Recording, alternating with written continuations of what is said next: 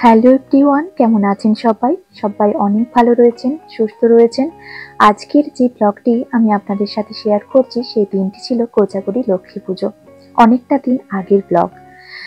দিন আগের ব্লগ হলেও ভাবলাম আপনাদের সাথে শেয়ার করি। আমি দুদিনের জন্য টাটা পিসিমণির বাড়িতে বেড়াতে এসেছিলাম, সেটা তো আপনারা সবাই জানেন, আর আমার ব্লগগুলোও আপনারা দেখেছেন কম বেশি। আজ ফিরে যাওয়ার পালা। আজ আমরা সবাই বাড়ি ফিরে যাব। এখন ঘড়িতে সকাল 5:30 বাজে। আমরা রেডি হয়ে নিয়েছি, আমাদের ট্রেন 6:20। আমাদের রেডি হওয়া কমপ্লিট হয়ে গেছে, এরপর আমরা রওনা দেব। তো তার আগে ভাবলাম যে পিসিমণির সাথে আপনাদেরকে একটু পরিচয় করিয়ে দিই। এই হচ্ছে আমার পিসিমণি, আর এই পিসিমণির বাড়িতেই আমরা এখানে এসেছিলাম। পিসিমণিরা ওই এক সপ্তাহ মতো এখানে থাকবে, তারপর আবার নিজের দেশ বাড়িতে চলে যাবে, সেখানে বাড়ি করেছে। তো কিছুদিন পরেই বাড়িতে তুলসী দেওয়া হবে, হয়তো যদি যেতে পারি আপনাদের সাথে শেয়ার করব। তো এই হচ্ছে ভাড়া বাড়ি পিসিমণির, এটা হচ্ছে পিসিমণির রান্নাঘর, আর রয়েছে দুটো রুম, এখানে ডাইনিং রুম আর এই একটা রুম। তো অনেকটাই বড় রুম, অনেকটাই খোলামেলা জায়গা। তো এখানে পিসিমণিরা অনেক দিন রয়েছে, প্রায় 20-25 বছর রয়েছে। এরপর বাড়ি ফিরবে এক সপ্তাহ পর। তো আমাদেরও গাড়ি চলে এসেছে, আর দেখছেন এখনো ভালো করে আলো ফোটেনি, এখনো সূর্য উদয় হয়নি। তো আমাদের ট্রেন রয়েছে 6:15-20 নাগাদ, তার আগেই আমাদেরকে পৌঁছতে হবে স্টেশনে। আর এই কাকুর অটো করেই আমরা কিন্তু চলে এসেছিলাম পিসিমণির বাড়িতে, সেটা আপনারা দেখেছিলেন। আবার এই কাকুর অটো করেই আমরা এখন যাব স্টেশনে, কারণ পিসিমশাইয়ের বিশ্বস্ত অটো এই কাকু। মানে ছোটর থেকে এখানে পিসিমশাই যখন থেকে রয়েছে, এই কাকুর অটো করেই কিন্তু কোথাও গেলেই যাতায়াত করে, তাই আমাদেরকেও ইনি নিয়ে এসেছেন এবং দিয়ে আসছেন। তো চিনি আর ওর পাপা, আমি, শুভ আর বোন, আমরা এই কজন মিলেই অটো করে আসছিলাম স্টেশনের। পিসেমশাই মোটর সাইকেলে এসেছে। এখন আমরা মোটামুটি স্টেশনের কাছাকাছি পৌঁছে গেছি। পিসিমণিদের বাড়ি থেকে মাত্র 10 মিনিটের পথ এই স্টেশন। তো যখন আমার বাবা মুম্বাই চেক আপে যায়, তখন এই পথ দিয়ে যায়। তো পিসিমণি বারবার বলে যে তুমি তো আর এলে না আমাদের বাড়িতে, আমরা তো এবার চলে যাব। মাঝে মাঝে বলে যে এখানে নেমে তারপর আবার বাড়ি ফিরবে, কিন্তু সেইভাবে আর হয়ে ওঠেনি। যখন মুম্বাই চেক আপে যাই, কয়েক দিনের জন্য যাই, আবার যখন ফিরে আসে তখন মনে হয় কখন বাড়ি যাই, এই করে আসতে পারে না। তো যাই হোক, আমার বোনেরও আসা হতো না আমাদের জন্য, আমার বোনও সাথে করে একবার টাটাটা ঘুরে গেল।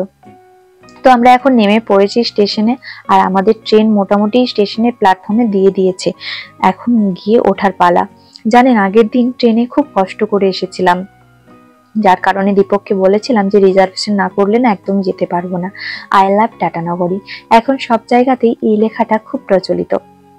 জানি না আবার কবে এখানে আসতে পারবো, কোনোদিনও আসতে পারবো কিনা তাও জানি না। মোটামুটি 2 দিনের জন্য হলেও টাটাতে এলাম, ঘুরে দেখলাম, খুব ভালো লাগলো। আপনাদের কেমন লাগলো অবশ্যই কমেন্টের মাধ্যমে জানাবেন। এখন আমরা স্টেশনের ভিতরে যাই, আমাদের প্ল্যাটফর্মে মনে হয় ট্রেন দিয়ে দিয়েছে, আর এখনই উঠে পড়বো ট্রেনে। তো এই যে আমাদের ট্রেন প্ল্যাটফর্মে দিয়ে দিয়েছিল। তো আমাদের যেহেতু রিজার্ভেশন করা ছিল, তাই আর মানে সিট খোঁজার জন্য দৌড়াদৌড়ি করতে হবে না। পিসেমশাই আমাদেরকে ট্রেনে চাপিয়ে দেওয়ার জন্য এসেছে।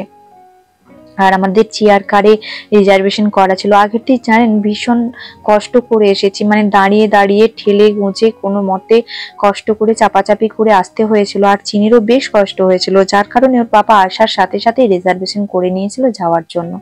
না হলে হয়তো এই বেলাটা বাদ দিয়ে পরের বিকেল বেলাও হয়তো বাড়ি ফিরতে পারতাম।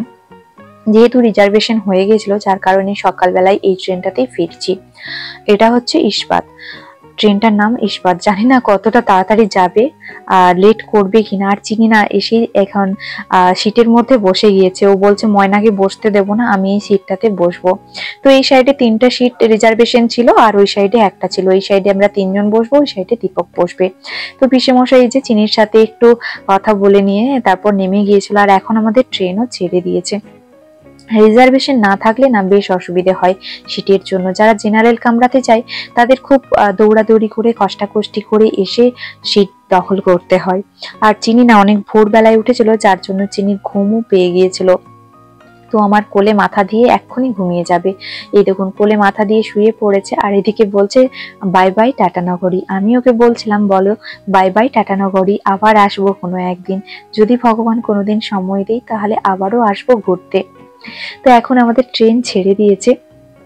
এক্ষুনি আমাদের মোটামুটি 1.5 থেকে 2 ঘন্টা টাইম লাগবে খড়গপুর জংশন পৌঁছতে। জানি না লেট করবে কিনা, আর লেট না করলে মোটামুটি 2 ঘন্টার মধ্যে আমরা খড়গপুর জংশনে পৌঁছে যাব। আর লেট থাকলে তো একটু লেট হবে। আর এই ট্রেনটা ঢোকার সাথে সাথেই একটা লোকাল ট্রেন থাকে খড়গপুর থেকে আমাদের ওই পাশে মেদিনীপুর শালবনী যাওয়ার জন্য। তো জানি না ওই ট্রেনটা পাবো কিনা। লোকাল যেহেতু লোকাল ট্রেন, ও তো টাইমেই ছেড়ে দিবে। আর এটা যদি একটু লেট করে তাহলে হয়তো পাবো না, আর যদি রাইট টাইম করে দেয় তাহলে হয়তো ট্রেনটা পেয়ে যাব। আর ওই ট্রেনটা না ধরতে পারলে না আমাদের অনেকটা দেরি হয়ে যাবে বাড়ি পৌঁছাতে। প্রথমে চিনি তো ওর বাবাকে বসতেই দিচ্ছিল না, সিটে নিজেই বসেছিল। তারপর ওর বাবাকে ছেড়ে দিয়ে বাবার কোলে ঘুমিয়ে পড়েছিল। মোটামুটি এখন আমাদের ট্রেন অনেকটা এগিয়ে চলে এসেছে আর খড়গপুর ডুবো হয়ে গেছে। আমরা এখন সিট থেকে উঠে একদম মেন গেটের সামনে চলে এসেছি। ট্রেনটা দাঁড়ালেই আমাদেরকে নেমে দৌড় দিতে হবে, কারণ আমাদের লোকাল ট্রেনটা দাঁড়িয়ে রয়েছে। মোটামুটি ছাড়ার সময় হয়ে গেছে, শুধু ট্রেনটা অনেক লেট করে গেছে, যার কারণে খুব রিস্ক হয়ে যাচ্ছে ওই ট্রেনটা ধরার। জানি না ছেড়ে দিবে কিনা, তাও দেখা যাক। খুব দৌড়াদৌড়ি করে পাশের প্ল্যাটফর্মে যেতে হবে। তো এই যে আমরা এখন নেমে পড়বো, আর নেমেই দৌড়াতে শুরু করব ওই লোকাল ট্রেনটা ধরার জন্য।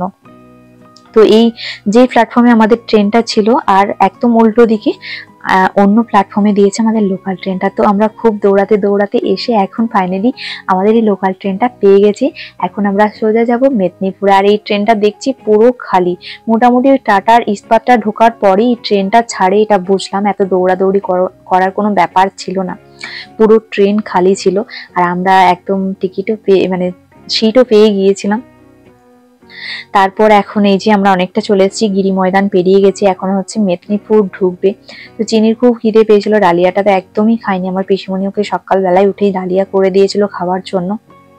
তারপর ব্যাগে একটা কলা ছিল, ওকে বললাম ডালিয়াটা খাসনি, কলাটাই খা। তারপর ওই একটু কলাটা খেলো। তারপর দুষ্টুমি করতে করতে এখন আমরা একদম আমাদের গন্তব্যস্থলের খুব কাছাকাছি পৌঁছে গেছি। আমাদের গন্তব্যস্থল ছিল শালবনী স্টেশন। তো শালবনী স্টেশন থেকে অটো করে আমাদেরকে বাড়ি যেতে হবে, কারণ অন্য কোনো বাইক বা গাড়ি কোনোটাই রাখা ছিল না শালবনীতে। ওখান থেকে ভেবেছি যে আমরা টোটো করে বাড়ি চলে যাব। তো এখন আমরা এখন মেদিনীপুর ঢুকবো। এটা হচ্ছে কাঁসাই নদী। কাঁসাই নদীর ব্রিজটা আমরা পেরোচ্ছি। কাঁসাই নদীর পরে মেদিনীপুর, তারপর যাব শালবনীতে। বেশ ভালোই লাগছে, ট্রেনে আসছি মজা করে করে। আবার জানি না কবে বেরু করতে যেতে পারবো, অনেকদিন পর তো গেলাম পিসি বাড়িতে। তো এখন আমরা শালবনীতে চলে এসেছি, আর শালবনী থেকে এখন নেমে পড়বো। আমাদের ট্রেন এখন শালবনীতে ঢুকে গেছে। তো এই যে সব ব্যাগ ট্যাগ দিয়ে আমরা রেডি হয়ে উঠে যাচ্ছি আর কি ট্রেন থেকে নামার জন্য। এই হচ্ছে শালবনী। প্রতিদিন এই রাস্তাটা দিয়ে আমি পেরিয়ে যাই, কারণ শালবনীতে আমি প্রত্যেক দিন অফিসে আসি। আপনারা তো অনেকেই জানেন, হয়তো অনেকেই জানেন না। তো এই রেল গেট দিয়ে যখনই আসি তখনই রেল গেটটা পড়ে থাকে। আমাকে মোটামুটি অফিস যাওয়ার সময় প্রত্যেকদিন 10 থেকে 15 মিনিট এই রেল গেটে অপেক্ষা করতে হয়, কখন গেটটা উঠবে আর কখন আমি বেরিয়ে যেতে পারবো। তো যাই হোক, দুদিন খুব ভালো হলো, ঘোরাঘুরি ফেরাফেরি সবটাই আপনাদের সাথে শেয়ার করেছি। আর এখন আমরা ট্রেন থেকে নামবো, তারপর বাড়ি ফিরে যাব। খুব খিদে পেয়েছে, জানি না শালবনীতে নেমে কিছু খাওয়া হবে না, একদম বাড়িতে গিয়ে খেতে পারবো। আর চিনিরও খুব খিদে পেয়েছে, কিন্তু চিনি এই যে ঘোরাফেরার মধ্য দিয়ে একদমই খেতে ভুলে গেছে। ওর জন্য টিফিন করে এনেছিলাম, বললাম তো ডালিয়া, কিন্তু ও খেলো না। তো এখন আমরা শালবনী থেকে নেমে গিয়েছি। চলুন এবার আবার টোটো ধরে এখন যেতে হবে বাড়ি। ওই দেখুন টিনা আর রূপসা ওরা আসছে, ওদেরকে দেখলাম গিরি ময়দানে উঠেছে, কিন্তু ভেবেছিলাম আমাদের ইয়েতে উঠলে হয়তো দেখা হবে। ওই যে ওরা আসছে, আবির, টিনা, রূপসা, ওদের সাথেও দেখা হয়ে গেল।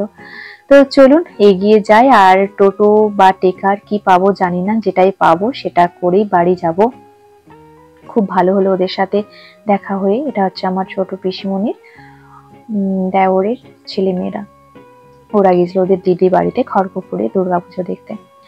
তো চলুন আজকের ব্লগটি কেমন লাগলো অবশ্যই কমেন্টের মাধ্যমে জানাতে ভুলবেন না। ভালো লাগলে লাইক দিয়ে দেবেন, আর নতুন বন্ধুরা অবশ্যই চ্যানেলটিকে সাবস্ক্রাইব করে পাশে রাখবেন। সবাই ভালো থাকবেন, সুস্থ থাকবেন। দেখা হবে খুব তাড়াতাড়ি নতুন আর একটা ব্লগের সাথে। টোটো করে এখন বাড়ি আসছি। এই হচ্ছে আমাদের তমাল নদী। চলুন সবাই ভালো থাকবেন, সুস্থ থাকবেন।